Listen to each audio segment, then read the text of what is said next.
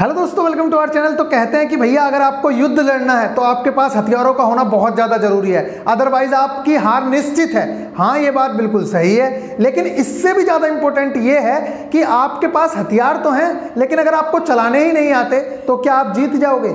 ये केसेस अब आपके साथ बन रहे हैं। मैं आप लोगों को बता दूं, सिर्फ हथियार का होना जरूरी नहीं है, वो हथियार आपको यूज भी करना आना चाहिए। आपको पता होना चाहिए कि ये कैसे चलता है, जिससे कि आप युद्ध जीत सको। तो दोनों चीजें मोस्ट इंपॉर्टेंट है। अब आपके लिए क्या है? आपके लिए युद्ध का मैदान है एग्जाम, और आपके लिए जो हथियार हैं वो है आपकी किताबें, आपके नोट्स, या जिनसे आप पढ़ रहे हो।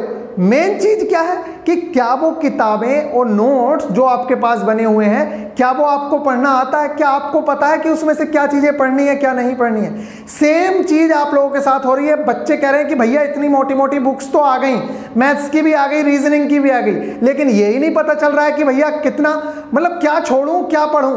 मतलब मुझसे कल से HCF LCM वाला चैप्टर ही कंप्लीट नहीं हुआ है। क्या भैया मैं सिर्फ ग्रुप डी के क्वेश्चन लगा लूं? मैंने कहा महादेव आप ये बताइए, पिछले दिन पहले दिन से हम एक ही बात बोलते आ रहे हैं कि पहले अपने एग्जाम को फोकस करो।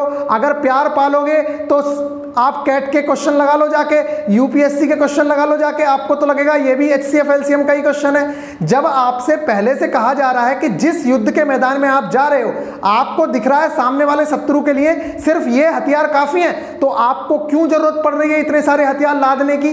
क्यों जरूरत पड़ रही है इतना सब कुछ करने की? तो अपने एग्जाम ओरिएंटेड क्वेश्चंस कर लो, और अगर आपके पास टाइम बच रहा है तब ALP टेक्नीशियन के क्वेश्चन देख सकते हो। अदरवाइज आप 45 दिन में सारा सिलेबस भी कवर करना चाहते हो और आपको सारे क्वेश्चंस भी लगाने हैं, तो एक तरफ चलो, एक ही चीज से काम पूरा होगा। तो इस टाइम सबसे बेस्ट वो है कि जैसे पहले जिन लोगों ने उस युद्ध के मैदान में जाके उन्हें हराया था, मतलब एग्जाम में फतह की है, उन लोगों से पूछो कि उन्होंने कैसे हराया था, तो वो आपको बताएंगे कि भाई इन लोगों से जीतने के लिए तो सिर्फ इतनी सी चीजें करनी है, वो कर ले आप जीत जाओगे युद्ध।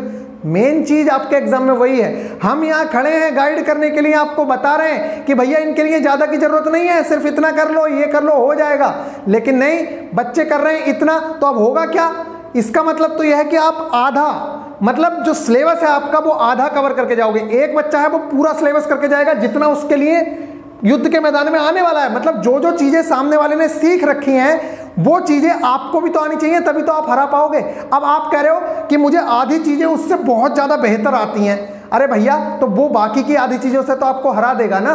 मान लीजिए 10 में से 5 चीजें आपको उससे बहुत ज्यादा अच्छी आती हैं, लेकिन 5 चीजें आती ही नहीं, तो वो 5 चीजों से आपको गिरा देगा या नहीं गिरा देगा? सेम एग्जाम का हाल है कि आप 5 चैप्टर तो बहुत अच्छे करके चले जाओगे, चलो ठीक है, उसमें आपने पूरे में से पूरे मार्क्स गेन कर लिए, लेकिन बाकी चैप्टर्स का क्या होगा? फिर एग्जाम आपको गिरा देगा और आप हार जाओगे। ये था छोटा सा कॉन्सेप्ट। कुछ लोगों के दिमाग के ऊपर से भी जा सकती हैं चीजें, लेकिन समझने वाली बात है कि इस चीज को समझ लो, और जितना जल्दी आप लोग ये बात समझ लोगे कि सिर्फ और सिर्फ अपने एग्जाम को फोकस करना है। आपके एग्जाम में जितने क्वेश्चंस बने हैं वो बहुत हाई लेवल के पहले से भी बन चुके हैं। करने को तो दुनिया भर की चीजें हैं। जिनके पास प्रीवियस ईयर की बुक नहीं है वो भी एग्जाम देंगे और वो भी एग्जाम क्लियर होंगे। इसलिए मैं आप लोगों से कह रहा हूं कि मेन काम कॉन्सेप्ट पे करिए। बार बार मैं कह रहा हूं, क्वेश्चन लगाने पे ज्यादा इतना जोर मत दीजिए। अगर आपका कॉन्सेप्ट क्लियर है, मैं कह रहा हूं एक बच्चे का कॉन्सेप्ट क्लियर है, वो 500 क्वेश्चन लगा लेगा, और एक बच्चे ने 500 क्वेश्चन लगाए हैं सिर्फ, लेकिन उसका कॉन्सेप्ट क्लियर नहीं है, उस बच्चे से एग्जाम में जाके क्वेश्चन नहीं होगा, क्योंकि उसका कॉन्सेप्ट क्लियर नहीं है। आप अपने कॉन्सेप्ट को बिल्डअप करने में टाइम दीजिए, अभी बहुत टाइम है आपके पास। ये मत सोचिए, कल एक बच्चा कह रहा था कि क्या भैया इतने से दिनों में पहाड़ तोड़ लेंगे 40 दिन में। मैं आप लोगों को बताऊं, तोड़ने वाले सिर्फ 1 हफ्ते में पहाड़ तोड़ लेते हैं। आपकी क्या बात कर रहे हो कि 40 दिन तो बहुत बड़ी चीज है। ये एग्जाम का सिलेबस ही 3 महीने से ज्यादा का नहीं है। अगर पूरे स्लो भी चलोगे ना, तब भी 3 महीने से ज्यादा का सिलेबस नहीं है। 45 डेज में बड़े ही आसानी से आप लोग इस चीज को कर सकते हो, लेकिन आप लोग समझोगे नहीं तो वही चीजें होंगी। चलिए यहां देखिए, आप static GK, science, maths, reasoning, ये आपके टारगेट्स हैं, और टारगेट्स आपको थोड़े से ज्यादा दिए जा रहे हैं। वो इसलिए क्योंकि कल आपका रिवीजन का दिन है, तो मतलब कल के दिन आपकी छुट्टी रहेगी, इसलिए आप ज्यादा से ज्यादा चीजें कवर कर सकें। तो सबसे पहले मैंने दिया है आप लोगों को भारत के राष्ट्रीय प्रतीक। भारत के राष्ट्रीय प्रतीक कौन कौन से हैं? जैसे कि आप लोगों को पता है भैया, राष्ट्रीय ध्वज है, राष्ट्रगान है, राष्ट्रीय पशु है, राष्ट्रीय पक्षी है, राष्ट्रीय फल है। ये जो चीजें हैं सारी की सारी आपको पता होनी चाहिए कि राष्ट्रगान जो है लघु अवधि में कितने सेकंड के लिए गाया जाता है, ये बताना। ठीक है, जब लघु अवधि मतलब राष्ट्रगान हो रहा है और वो लघु अवधि में कब तक गाया जाता है, राष्ट्रगीत की गाने की अवधि क्या है, राष्ट्रगान किसने लिखा है, और जिन्होंने राष्ट्रगान लिखा है क्या उन्होंने किसी दूसरे देश का भी राष्ट्रगान लिखा है। इस तरह की चीजें आप लोगों को पता होनी चाहिए, बेसिक। तो भारत के राष्ट्रीय प्रतीक आप लोग पढ़ेंगे, भारतीय नोटों के रंग और उन पर छपी हुई आकृति, कौन सा चित्र छपा हुआ है वो आपको बताना है। न्यू एजुकेशन पॉलिसी इसलिए डाल दी गई है, इंपॉर्टेंट हो गई है, क्योंकि अब ये इंप्लीमेंट हो रही है। 2020 में गई थी लेकिन इंप्लीमेंट अब हो रही है, इसलिए ये मोस्ट इंपॉर्टेंट है। धारा 370 और 35A के बारे में थोड़ा सा पढ़ना है बस, कि किससे रिलेटेड है। क्वेश्चन बहुत ज्यादा पूछ लिया जाता है, कश्मीर के बारे में अगर जरा सी भी चर्चा होगी तो यहां से पूछ लिया जाता है क्वेश्चन। नेक्स्ट है नीति आयोग, इसके फुल फॉर्म बहुत ज्यादा पूछी जाती है। इस टाइम पे कौन इसका अध्यक्ष है ये तो आपको पता ही होगा, और इसके बारे में बहुत सारी चीजें पूछी जाती हैं कि सीईओ कौन है, ये सारी चीजें। इसका पुराना नाम क्या था, ये आपसे क्वेश्चन है मेरा, आप लोग जरूर कमेंट करके बताना कि इसका पुराना नाम क्या था। इसके अलावा जीएसटी है, तो पहले 2017 में ये बहुत इंपॉर्टेंट टॉपिक था, लेकिन अब इसकी कुछ चीजें इंपॉर्टेंट रह गई हैं कि जीएसटी कब लाया गया, कब से है, किस सन में, और इसमें जीएसटी के नंबर में कितनी डिजिट होती हैं, मतलब छोटी छोटी चीजें आप लोगों को आनी चाहिए। राष्ट्रीय अंतर्राष्ट्रीय खेल मैदान जो आपके स्टेडियम है वो आप लोगों को पता होने चाहिए, सब कंटेंट मिल जाएगा। भारत के राष्ट्रीय प्रतीक हो गया है, प्रमुख दर्रे, ये मोस्ट इंपोर्टेंट टॉपिक है, मैं आप लोगों को बता रहा हूं, इतना इंपॉर्टेंट टॉपिक है ये जो प्रमुख दर्रे वाला टॉपिक है। मैं इसका आपको लेक्चर प्रोवाइड करवाऊंगा, अदरवाइज मैं आप लोगों को जो लेक्चर सजेस्ट करता हूं उन्हें इग्नोर मत करो, अदरवाइज आप लोग बहुत ज्यादा बड़ा नुकसान करने वाले हो। जितनी चीजें आपको बताई जा रही हैं एक एक चीज बेस्ट है, लेकिन अगर आप नहीं मानोगे तो फिर आप एग्जाम में जाके फिर मत बोलना कि भैया फंसा नहीं, ये नहीं हुआ, वो नहीं हुआ। नेक्स्ट है साइंस में, तो क्लास 10th की एनसीईआरटी का चैप्टर नंबर कौन सा, 10, चैप्टर नंबर 10 है ये। और इस चैप्टर की अगर आप बात करोगे तो इस चैप्टर का नाम है प्रकाश का अपवर्तन तथा परावर्तन। इतना ज्यादा इंपॉर्टेंट चैप्टर है, इतना ज्यादा इंपॉर्टेंट चैप्टर है, इसके बेसिक्स में ही बच्चे इतना उलझ जाते हैं, इसलिए वो इतने सिंपल क्वेश्चन पूछता है, मतलब कि आपको ये तक नहीं पता। अच्छा ये बताओ, ये थोड़ा सा दिमाग में रख लो बस, छोटी छोटी चीजें देखो, इसमें दो ही फॉर्मूले हैं मैक्सिमम, ज्यादा से ज्यादा दो फॉर्मूले, वही 1/u + 1/v बराबर 1/f। ये दर्पणों के लिए है, और लेंस के लिए निगेटिव वाला चिन्ह आ जाता है, ये याद रखनी है एक चीज। और f बराबर r/2 होता है कि r बराबर f/2 होता है, पता है क्या? ये वाला क्वेश्चन, इससे एक क्वेश्चन आता ही है क्योंकि ये सबसे इजी लेवल का है, इसलिए यहां से आपसे क्वेश्चन पूछा जाता है। क्या? f बराबर r/2, इसमें r क्या है, f क्या है, ये बताना, अच्छे से पढ़ के रखा होगा। मैं आप लोगों को जो लेक्चर सजेस्ट करूंगा एक भी डाउट नहीं रह जाएगा आप लोगों का, बिल्कुल टेंशन मत लेना। और अगर न्यूमेरिकल का डाउट रह जाएगा तो वो न्यूमेरिकल हम करवा देंगे, लेकिन आप लोगों का कॉन्सेप्ट बिल्कुल ऐसा हो जाएगा कि आप लोगों को एक भी चीज की टेंशन नहीं रहेगी। बच्चे उसके जो प्रतिबिंब बनते हैं उनमें बहुत ज्यादा कंफ्यूज होते हैं। तो सबसे पहले ये समझ लो कि जो आपका अवतल दर्पण है, मतलब जो मिरर है, अवतल को क्या बोलेंगे, कॉनकेव बोलेंगे। कॉनकेव मिरर जो बराबर होगा वो कॉन्वेक्स लेंस के, इन दोनों की तुलना करना, ये दोनों सेम निकल के आएंगे लगभग। और ठीक इसी तरीके से क्या होगा, जो उत्तल दर्पण होगा, उत्तल दर्पण वो किसके बराबर निकल के आएगा, अवतल लेंस के। उसे देखना, मतलब इनके प्रतिबिंब मूर्तिबिंब में भी बहुत ज्यादा सिमिलैरिटी आती है, इस चीज को याद रखना। दर्पण के फॉर्मूले में प्लस आता है और लेंस के फॉर्मूले में नेगेटिव आता है। इतने छोटे छोटे क्वेश्चन भी पूछता है वो। और f और r में रिलेशन पूछता है, वो आपको पता होना चाहिए। और f और r से रिलेटेड तो क्वेश्चन भी 100% आता ही है, क्योंकि वो सबसे इजी लेवल का क्वेश्चन होता है, इसलिए वो पूछता है। छोटे छोटे चीजों में आपको मतलब फंसाने की कोशिश करता है। परावर्तन क्या है, परावर्तन के नियम क्या हैं, अपवर्तन क्या है, मतलब इसमें कुछ बहुत ही अच्छी अच्छी चीजें दी गई हैं। मैं आप लोगों को बता दूं, इसमें देखिए, अगर हम देखें यहाँ पे तो लेंस की क्षमता से रिलेटेड क्वेश्चन पूछता है। P बराबर 1/f, नीचे f मीटर में, अदरवाइज ऊपर क्या होगा, 100 होगा ऊपर। अगर नीचे देखो P बराबर 1/f होता है, P क्या होती है, लेंस की क्षमता निकाली जाती है। और इसी तरीके से क्या होते हैं वो फॉर्मूलाज जो आप लोगों को बता दिए गए हैं। और एक फॉर्मूला होता है, मैं आपसे पूछ रहा हूं, H1/H2, ये किसी चीज का फॉर्मूला होता है, बता देना। आपको जो मैं लेक्चर सजेस्ट कर रहा हूं, आप एक एक चीज वहां से कर लोगे, बस आप टेंशन फ्री हो जाओ। प्रकाश वाला पूरा चैप्टर आपका निपट जाना है, 2 घंटे के अंदर पूरा का पूरा चैप्टर खत्म हो जाएगा, कोई भी डाउट नहीं रह जाएगा। ऐसा टीचर है बंदा कि आपको बिल्कुल भी दिक्कत नहीं होने देंगे, और अगर दिक्कत हुई तो फिर हमसे बताना। नेक्स्ट चीज है इसके 2-3 क्वेश्चंस हैं, बस वही क्वेश्चन लगातार पूछता है। और फिर भी अगर आप लोगों को प्रॉब्लम आए तो मुझसे बता देना। m बराबर I/O बराबर -B/U, ये तो सबको ही पता होता है किस चीज का फॉर्मूला है ये, ठीक है। बस इसके अंदर ज़्यादा चीज़ें नहीं है, काफ़ी बड़ा चैप्टर है, लेकिन अगर आप कंसाइज करके, जैसे मैंने आप लोगों को बाकी चैप्टर्स कंप्लीट कराएं, अगर आप समझने की कोशिश करोगे ना तो बहुत बड़ी चीज़ नहीं है।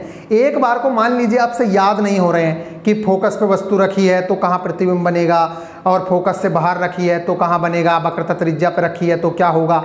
अगर आपसे याद नहीं हो रहे हैं तो आप एक बार जो लेक्चर सजेस्ट किया जा रहा है या जो लेक्चर आपको दिया जा रहा है उस लेक्चर को देखो, एक भी क्वेश्चन में डाउट नहीं रहने वाला है, ठीक है। ये हो गया। इसके अलावा मैं आप लोगों से पूछना चाह रहा हूं कि ब्लड सर्कुलेशन सिस्टम, जो रक्त परिसंचरण तंत्र है, क्या वो हो गया है?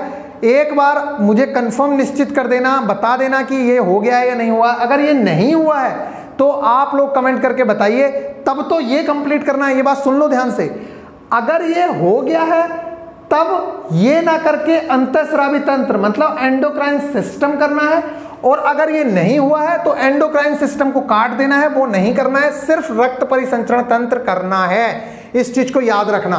उससे भी इंपॉर्टेंट चीज एक बात मैं बता दूं आप लोगों को कि भैया मैं बार बार कहता आ रहा हूं कि चीजें पेड़ ना करनी पड़े, इसके खातिर मैं आप सब लोगों से आज हाथ जोड़ के रिक्वेस्ट कर रहा हूं कि भैया मैं दिन रात आपके साथ लगा हुआ हूं। इस टाइम पे भी रात के देख लो टाइम, ये टाइम दिख रहा होगा, एक बार देख लो टाइम, ठीक है। रात के इतने बज रहे हैं और वीडियो शूट हो रही है। अगर मैं आपके साथ दिन रात मेहनत कर रहा हूं तो प्लीज, आप 80,000 की फैमिली है लगभग, एक 4 में से अगर एक बंदा भी एक लोग को जोड़ेगा ना तो बड़ी ही आसानी से हमारी फैमिली 1 लाख की हो जाएगी। और मैं 1 लाख फैमिली 1 लाख से पहले ही, जैसे ही 1 लाख होने को होगी, आपके पास सरप्राइज आ जाएगा बहुत बड़ा, और वो है 80+ के लिए टारगेट। 80+ के लिए प्लान तैयार करा है और आप लोगों को सारी चीजें फ्री ऑफ कॉस्ट कर देंगे अगर आपने वो चीज कर दी तो।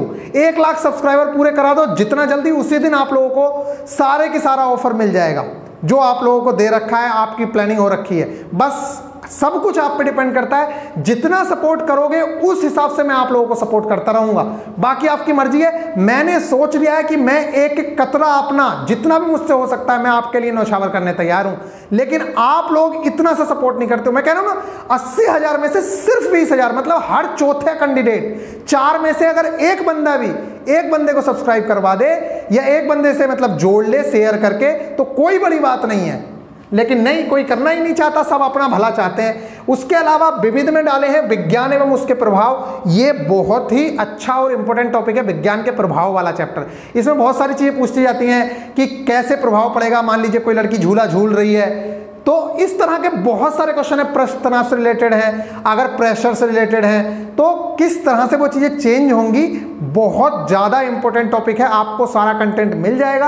आप एक बार पढ़ेंगे आपको सारी चीजें समझ आ जाएंगी, ठीक है। और छोटे छोटे लेक्चर्स प्रोवाइड कराने की भी मैं सोच रहा हूं कि आप लोगों को छोटे छोटे लेक्चर्स प्रोवाइड कराए जाएं, जिससे कि आपका एक 5 मिनट का लेक्चर 1 नंबर कंफर्म करा दे, ठीक है। बहुत ज्यादा अच्छे से प्लानिंग है, लेकिन आपका सपोर्ट नहीं रहेगा तो कुछ भी नहीं हो पाएगा। मिश्र धातु एवं उसके घटक, एलओए वाला चैप्टर करना है। एलओए वाला चैप्टर नहीं करना है, बस थोड़ा सा कंटेंट है, आपको याद करना है कि पीतल किस किस की मिश्र धातु है, जर्मन सिल्वर में क्या क्या होता है। या अच्छा, जर्मन सिल्वर में सिल्वर होती है या नहीं होती है। जितने क्वेश्चन मैं बोलता हूं वो कम से कम लिख दिया करो नीचे, कम से कम तुम्हें याद रह जाएगा, हमें भी याद रह जाएगा। फिजिक्स के पेज नंबर 02 एक पेज हो गया है, उसमें मैं आप लोगों से फिर से बता रहा हूं कि सिर्फ वो चीजें नोट करनी है जो आपको नहीं आती हैं। वो भी इसलिए नोट करनी है, सिर्फ नोट करके रख मत लेना। अगर रिवीजन ना कर सको तो नोट मत करना। मैं जितनी चीजें बोलता हूं वो तभी जब आप लोग उसको चीज को रिवाइज कर सको। अगर कल का दिन रिवीजन का है तो रिवीजन करना, मजे मत लेना।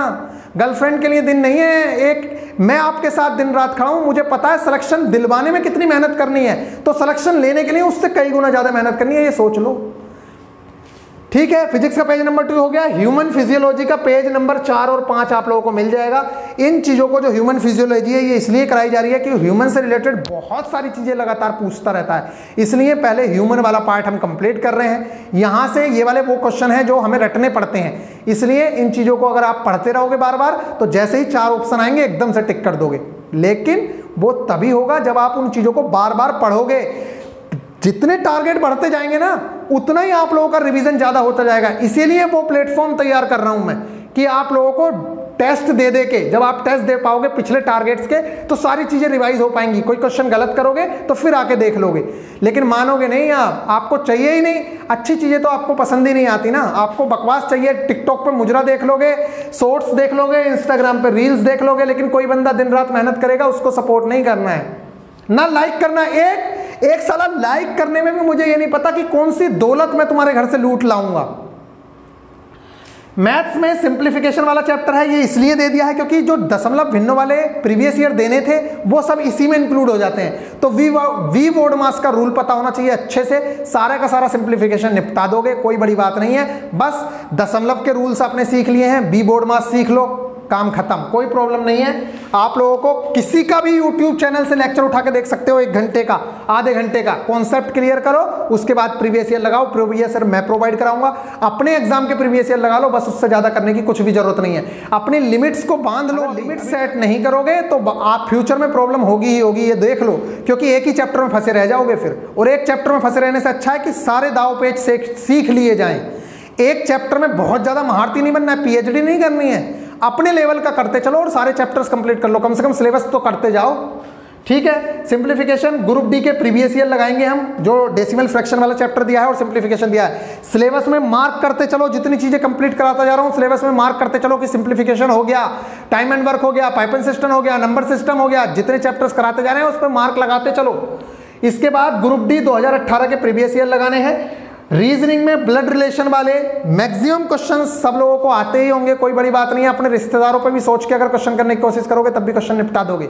इसके क्वेश्चन बहुत ज़्यादा डिफिकल्ट नहीं आते हैं आपके एग्जाम में, बाकी एग्जाम्स में आते हैं, लेकिन आपके एग्जाम में ज़्यादा डिफिकल्ट नहीं आते हैं। 100 में से 90 सवाल ईजी लेवल के होंगे, 10 या 20 सवाल, मतलब 80 सवाल इजी लेवल मान लो, 20 सवाल थोड़ा सा डिफिकल्टी लेवल आएगा, वो भी मॉडरेट लेवल होगा, इसलिए घबराना नहीं है आप लोगों को, ठीक है। इसके बाद एनालॉजी के कुछ बच्चे कह रहे हैं कि एनालॉजी के प्रीवियस ईयर आपने प्रोवाइड नहीं कराए हैं। मुझे ध्यान है कि मैं एनालॉजी के सारे प्रीवियस ईयर आपको प्रोवाइड करा चुका हूं, तो भैया कमेंट करके बता दो और उन लोगों को भी बता दिया करो थोड़ा, अगर नहीं कराए हैं तो मैं प्रोवाइड करवा दूंगा जो भी 2018 में आए हुए हैं। और वो जो 2018 में आए हुए हैं वो सारे क्वेश्चन करके जाना, क्योंकि क्वेश्चन वहीं से बनने के पूरे चांसेस हैं। नेक्स्ट है प्रैक्टिस सेट। एक आप लोग 25 क्वेश्चन का या 50 क्वेश्चन का प्रैक्टिस सेट लगाएंगे, इतना आप लोगों का टारगेट रहा। घबराने की जरूरत नहीं है, सारा कंटेंट अपने टेलीग्राम ग्रुप में, जो बीआईपी गुरुजी ऑफिशियल टेलीग्राम ग्रुप है या चैनल है, उसके अंदर आप लोगों को सारा का सारा कंटेंट मिल जाएगा। उसके बाद डिस्कशन ग्रुप भी ओपन हो जाएगा, इवनिंग में डिस्कशन ग्रुप ओपन होता है। और बाकी चीज़ों के लिए मैं दिन रात आपके साथ खड़ा हूँ। किसी को कोई भी प्रॉब्लम आ रही है, जितना मुझसे हो रहा है मैं कर पा रहा हूँ। मैंने आप लोगों से कहा था कि आप डोनेशन भी नहीं कर सकते हो तो कम से कम इतना सपोर्ट तो कर सकते हो कि एक बंदे को जोड़ लो, स्टेटस ही लगा लो यार, कम से कम अपनी स्टोरी पे लगा दो, फेसबुक स्टोरी पे, अपने आप आ जाएगा, तुम्हें बोलने की जरूरत ही नहीं है बंदे को।